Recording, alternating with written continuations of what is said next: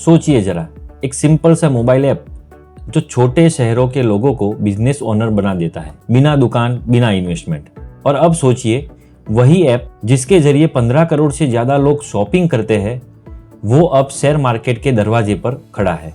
नाम है मीशो और बात हो रही है मीशो लिमिटेड आईपीओ की। मीशो का आईपीओ शेयर का इश्यू नहीं है, ये उस नए भारत की आवाज है जो मोबाइल से शुरू हुआ और अब स्टॉक मार्केट तक पहुंच चुका है। आइए देखते हैं आईपीओ के आंकड़ों की तरफ और डिसाइड करते हैं ये आईपीओ को अप्लाई करना है या नहीं। साल 2015, दो इंजीनियर्स विदित अत्रेय और संजीव बरनवाल दोनों एक सिंपल सवाल पूछते हैं, क्या इंडिया में बिजनेस सिर्फ उन्हीं के लिए है जिनके पास पैसा और कनेक्शन हो? इस सवाल से जन्म लेता है मीशो, एक ऐसा प्लेटफॉर्म जहां हाउसवाइफ, स्टूडेंट या पार्ट टाइम काम करने वाला इंसान भी ऑनलाइन प्रोडक्ट्स रीसेल करके कमाई कर सकता है। जहां बाकी स्टार्टअप मेट्रो सिटी के पीछे भाग रहे थे, वहां मीशो ने चुना टियर 2 और tier 3 Bharat. Low price product, simple application और सेलर के लिए मिनिमम एंट्री बैरियर्स। धीरे धीरे करके मीशो लाखों लोगों का भरोसेमंद बिजनेस पार्टनर बन गया।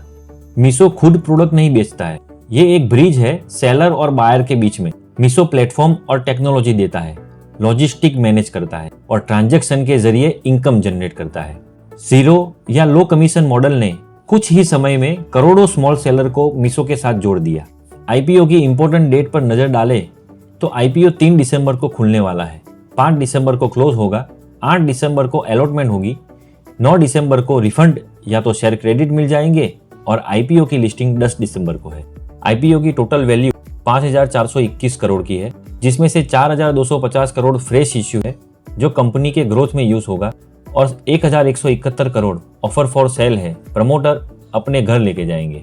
आईपीओ का प्राइस बैंड 105 से 111 पर शेयर रखा गया है। एक रिटेल इन्वेस्टर एक लॉट में मिनिमम 135 शेयर को अप्लाई कर पाएंगे। आईपीओ के पहले प्रमोटर का स्टेक 19.08% था, वो 16.76% रह जाएगा। आइए कंपनी के फाइनेंशियल के ऊपर नजर डाल देते हैं। शुरुआत में मीशो ने ग्रोथ के ऊपर प्रायोरिटी दी, हैवी स्पेंडिंग हुई, लॉस भी हुआ, लेकिन साथ ही यूजर्स और ऑर्डर वॉल्यूम तेजी से बढ़ते नजर आ रहे हैं। कंपनी ने मार्च 2023 में रेवेन्यू 5,900 करोड़ का और लॉस 1,670 करोड़ का किया। मार्च 2024 में रेवेन्यू बढ़ा के 7,807 करोड़ की और लॉस 327 करोड़ का किया। मार्च 2025 में रेवेन्यू और बढ़ा के 9,900 करोड़ और लॉस 3,940 करोड़ का किया।